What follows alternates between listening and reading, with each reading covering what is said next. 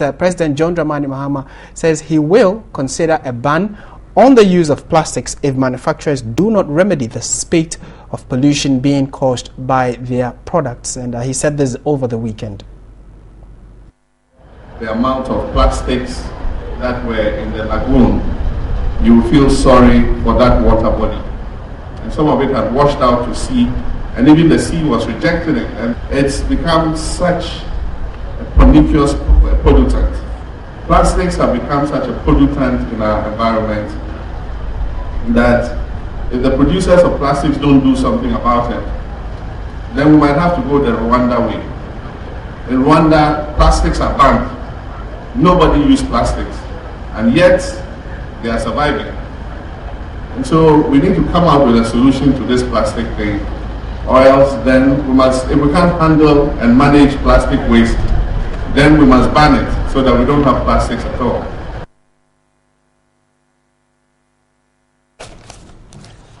So President John Dramani Mahama spoke over the weekend and was quite candid about his opinion on it, that if we as a nation are unable to work on the rate at which we pollute our environment, there is a likelihood government will take a decision. What do you say about this presidential call? Is it something you would endorse? Do you think we should take a decision as a country that we are banning plastics as it is done somewhere in Africa, Rwanda to be specific? They have banned all forms of plastics. There are those who are also saying that the law should be considered if ever we're going to have a law on that. Would want to know what you think, and we'll let the rest of the world know about it. Go to our various social media pages, Facebook and Twitter. On Facebook it is News on TV3, and then on Twitter it is at News on TV3, and we'll read to the world. We are working the lines to get to the communications manager of Zoomlion, Robert Coleman, and when we get him, we'll find out what they make of this call. Is this something they would endorse? Especially, is it going to ease the work that they do and, reduce that? Okay, I'm told we have Robert Coleman on the line. Mr. Coleman, good afternoon, and thank you very much for joining us. Good afternoon, my brother. Great. I'm sure you've heard what the president says, what he said over the weekend, that there's a possibility we will ban plastics in the country. Is that something you and your unit or your outfit would fully endorse? Yes, let me say that we do understand where the president is coming from, because the plastic waste is currently a huge problem. You are talking about the fact that when you look at soil fertility, currently is a major problem. You go to the three northern regions and the farmers are complaining about what the plastics is doing to the soil in terms of their farmland. You talk about animals dying day in and day out due to suffocation. You talk about the recent flooding that we had in Accra. Majority of the materials in the gardens were plastics. You talk about fishermen going to fish, and what they catch is plastic and plastic bottles and all that. And it is also a nuisance when it comes to, it is an eyesore.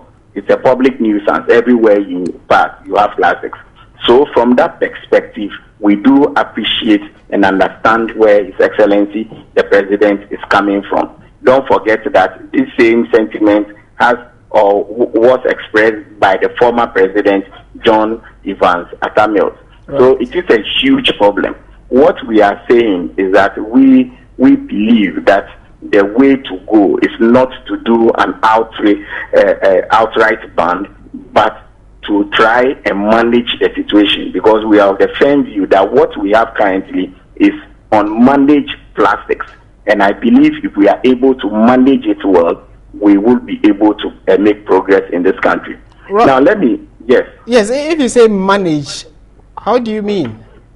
All that we are saying that the Environmental Services Providers Association, we have always said that we need to implement what we call the polluter pays principle, where people who import plastic materials into the system are made to recover the waste. Because we have people importing all kinds of plastics, the low density, the high density plastics and all that. Yet still, they are not responsible for the recovery. If we tax them, and we make it unattractive for polythene bags and all the plastics that we have in the system to be used, certainly we will be able to make a progress. The point is that... But Robert, yes, some time back, there was such a tax that was put out.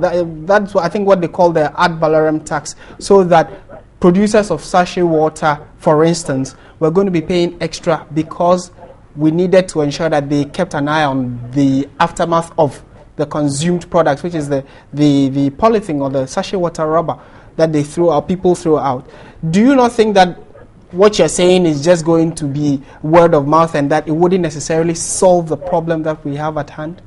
We are talking about the magnitude of the tax that has been imposed on them. Everybody, you go and buy Kobe, you go and buy a spray, mosquito spray. People are demanding rubber polythene bags. You go to the market and 90% of the market women are just giving out rubber bags and carrier bags and all that. Even items that don't need rubber bags, they are using it. So the point is that, yes, if we tax them and it becomes very unattractive for people to be demanding, then we'll be making progress. Don't forget that the monies that will be collected as revenue can be used in the recovery of the waste. And we are going to generate a lot of employment.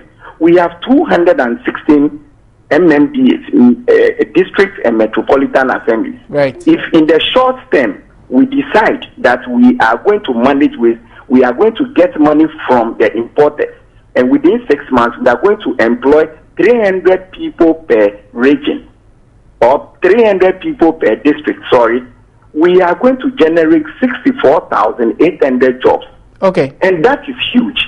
But banning, you are going to deprive other people of a revenue and jobs, and it's going to create problems. Okay. That is why, respectfully, we think the way to go is pelletization and recycling, and we can recover the waste from the system. Okay, I think your last statement actually dovetails into my final question, which would be that if we are just going to tax these people or these products, there are those who would have the financial muscle to buy them and will still have the plastic waste in the system. Do you think that is going to be a total solution to the problem? Do you not think there are other probable ways that we can go about it than just, a huge tax on polythene products? The point is that currently we are using plastics, and therefore if you tax the plastics, it is not going to be attractive for everybody to be using it. Okay. People go to the market, and when they collect the rubber, instead of them to reuse it, they just dump it anyhow. So the point is, let us get money for government in terms of revenue. Okay. Let's use part of the money to purchase recycling machines and pelletization machines. And don't forget that the waste itself is a raw material, and it's a material in transition, and we can use it for chaliwote, plastic bowls, and all that. And that is where I am coming from. Okay. We are grateful for your time, Mr. Robert Coleman.